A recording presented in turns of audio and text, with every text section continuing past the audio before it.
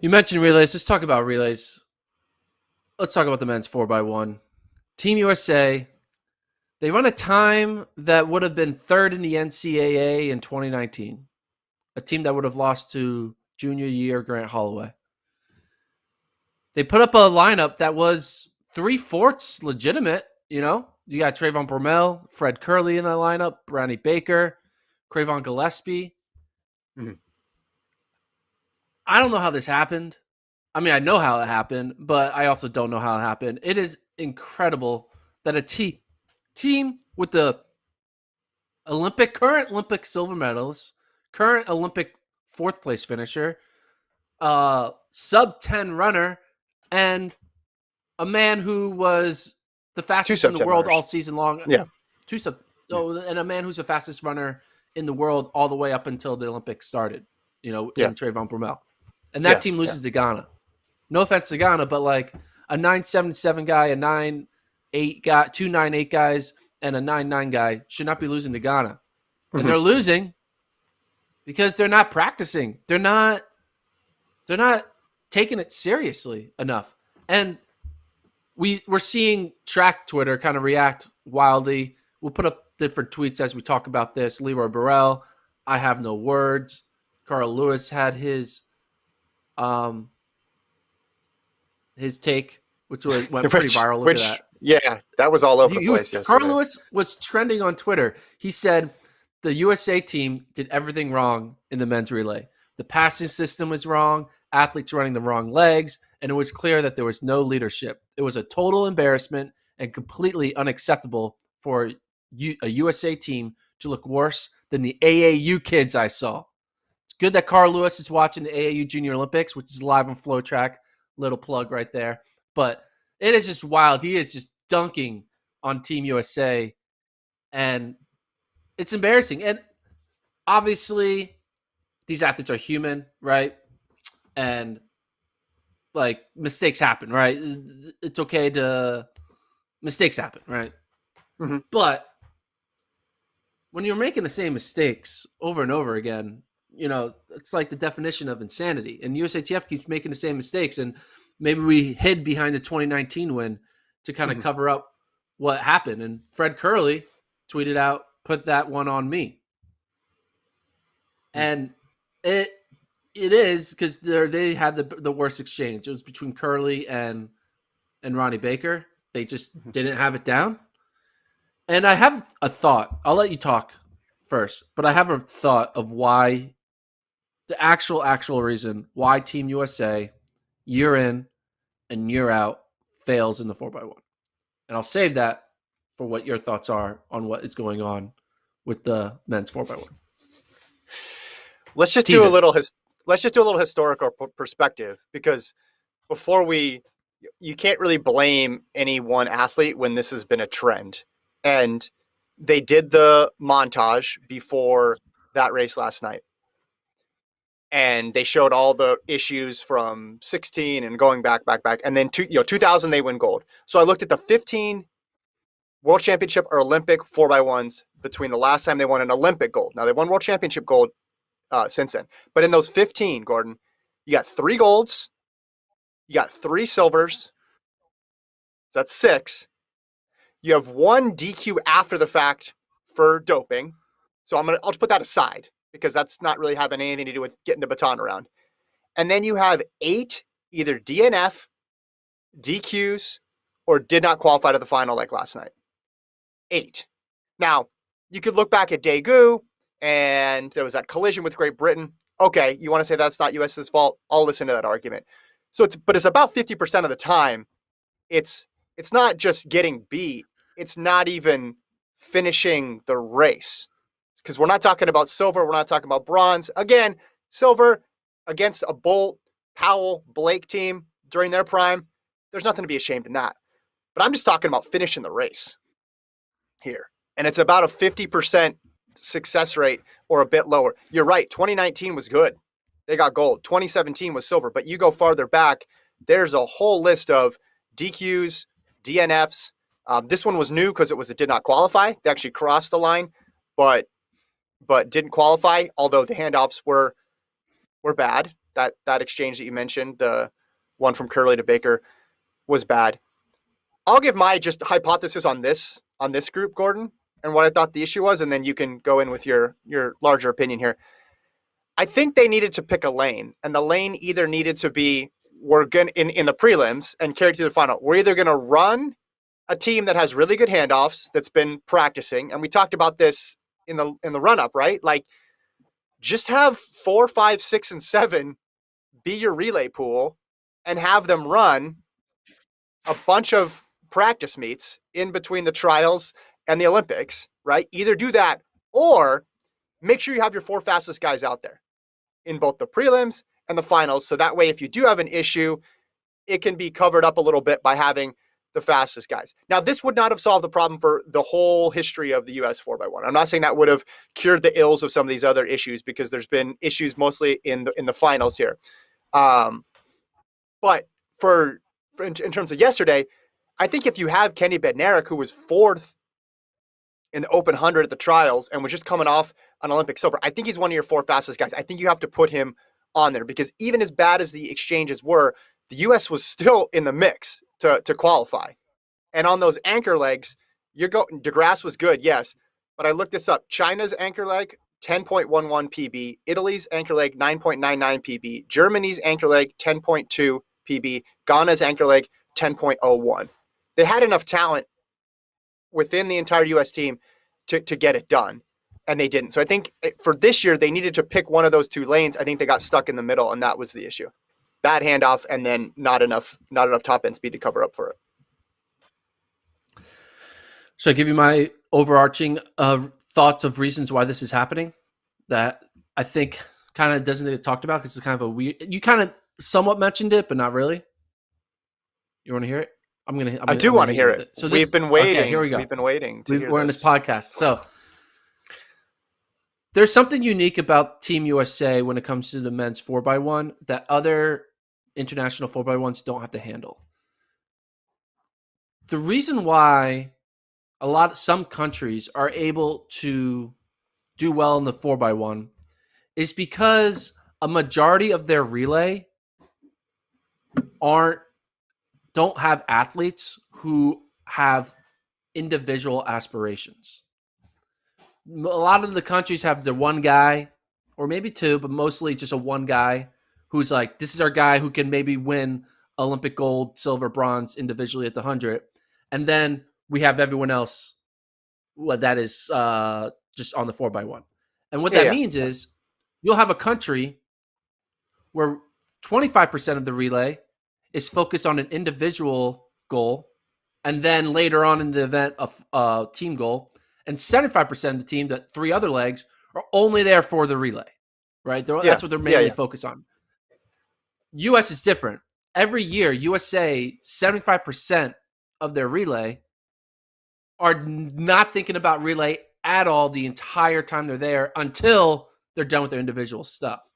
Whereas a lot of other countries, most likely 57% of their relay, that's all they're thinking about the entire time. So while Curley, Baker, and Bromell are only focused on how do I win Olympic gold in their individual events, boom, boom, boom. Meanwhile, another country like China or Ghana, their majority of their teams aren't thinking about individual stuff. They're thinking, all right, let's make a final in the 4x1. Let's win the 4x1. Let's do well in the 4x1. 4x1, 4x1, 4x1. USA doesn't do that, and it's because USA is a unique country where they constantly have more than one athlete in the running for individual goals, and I think that's why they don't care. They don't think about the 4x1, and the 4x1 is really only successful when a majority of the legs are entirely focused on that from day one to the day of the race. And you see that in the NCAA, right? Because you have a team, maybe they have one guy who has the aspiration, like, like Houston, right? They had one guy like Mario Burke who's trying to win an individual, or like Cameron Burrell, right? He was trying to win an individual goal, but their 2 to 3 other guys on their relay weren't thinking about that. They were just only thinking about the relay. I'm here for the relay. I'm here for the relay. USA isn't doing that because relay is counterpoint. Icing. It's not the goal. Counterpoint, Jamaica. Okay, no. All right. No, no. All right. Counterpoint. They have they had one guy who was focused on individual. You cannot What? say What? Jamaica What? No, was no, no, no, no, no, no. Bolt, Powell, Blake.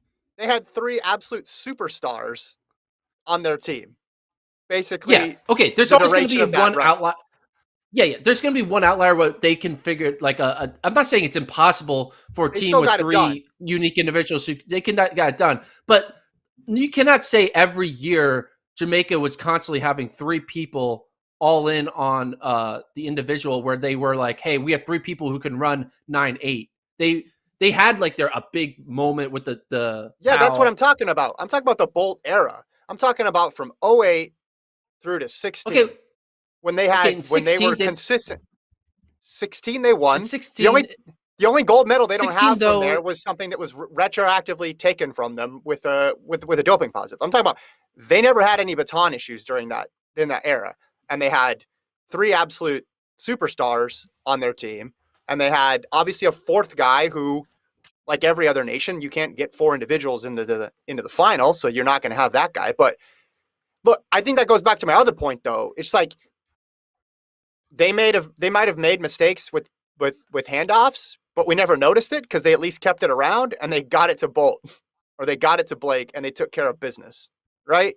I think I remember reading something like a couple years ago where we did like they asked, I think it was Blake or Powell, like, hey, how much do you guys practice handoffs? Because is that the issue with Team USA? Someone was trying to get to the bottom of Team USA's issues.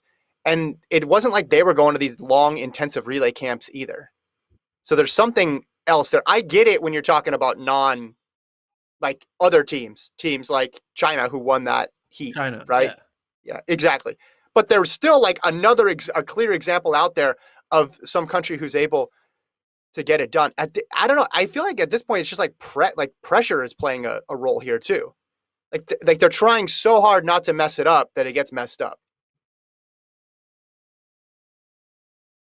Yeah, I think the whole like I'm also not just looking at the Olymp like you got to include global championships to kind of get the totality I of am. They won them teams. all. They won '09, No, 11, they won them all, 13, but 15. I don't think They won them all. during the Jamaican run it was constant. Jamaica's third best runner was thinking I'm going to win a global medal every year. I mean, they're going to think it, but they weren't like they didn't wake up every day like. Do you know what I They mean? had Like they deep had teams. when you have when it's like okay, it's like when They had they had deep like teams. I get what you're saying. I yeah, get what you're saying. but But like I if think LeBron Jamaica. James is on your team, like you're not thinking like how do I win NBA MVP? You think about how do I do everything I can because I'm on a team that has LeBron James that can win an NBA title. And I think that's what Jamaica had is we have Usain Bolt. Like, sure, we can try to have a 30-point game here and there, but at the end of the day, we know the best way we win is if like Usain Bolt is the star. Like True, but they we were making their those were deep teams. They were teams where they had multiple guys 990 or below. They were putting multiple guys in the final before, like I said, before Blake came along. Like it was Asafa Powell, right? It was guys like Michael Frater who was solid in there for a bunch of years. It was Mikel Ashmead. Like they always had guys, and I get that like what you're saying, like, oh, they weren't gold medal threats, so they weren't 100% focused on the individual event. But I think anybody who's running in the individual event is going to be focused on the individual event because try telling someone who made the made the Olympics in the 100, it's like no, focus on the relay. I think the okay, only no, people who are 100% focused on the relay are the people who don't make it at all. But is it about just more reps? Is it about getting the right personnel and the right legs? Like I'm interested to know, like when Carl Lewis puts that tweet out, he listed about 6 things that were issues. And I'm curious in drilling down on that because right now it's about a 50% success rate. So he said passing system's wrong, athletes running the wrong legs, no leadership. Um, so he's listing a number of things, and not all those are just practice. A lot of those are just like how the team is set up and built. Just going a little pushback, a little more, but like going into this Olympics, three Baker, Bromell, and Curley all thought I am go. Their path to gold was through the 100-meter dash. None of them were thinking our path to gold is by winning the 4x1. And I I know, think but what I'm saying is, okay, during the Jamaica so era, when the second to third best Jamaicans, they weren't thinking my path to gold is an individual event. They knew my path to medal is an individual event, but my path to gold is a 4x1. So if I want to call myself an Olympic champion, I need to make sure we get the 4x1 right. I think Curley, Bromell, and Baker, they're in the subconscious. In order to be an Olympic champion, I hear I what need you're to win saying, my but 100-meter race. what's the upshot of that? You're saying that these other successful, like a team like Jamaica, just practiced more because they didn't think that they were 100-meter gold medalists, and the U.S. practiced less because they thought they were all 100-meter gold medalists. Is like, what's the outcome of what you're saying? I guess is what I'm confused on. The mentality and the focus is different. Like if like a month out, if you're on Team Jamaica, if it's 2012, who was on the 2012 Jamaican team? 2012 That's Jamaican not, team was, I got it right here. Hold up. Actually, I don't. I mean, that was Bolt. That was Powell. That was probably Nesta Carter. okay. Say you're Nestor Carter, or the other guy, not Powell. Well, let me look at it. Maybe Hold Blake up. was on it. I don't know. Carter, Frater, Blake, Bolt, Kamar, Bailey, Cole. Sorry, Powell was not on. You talking about 2012? 2012. Yeah, Asafa Powell wasn't on it. So Bolt, Okay, Blake, Carter Frater, and Blake. Carter. Say you're Yeah. Carter and Blake. Going in a month out from 2012, and let's assume they hadn't won an Olympic gold yet, whatever, just for the purpose. Going in 2012, Carter and Blake, do they think when they say, how do I become an Olympic champion? Is their mindset, I win the 100-meter dash and beat Usain Bolt? Or is their mind saying, I get the job done and we freaking win the 4x1 because I'll be an Olympic champion? I think Well, a Blake won the majority of gold the. medal the year before in the 100. Yeah, because of a false So start. Come on.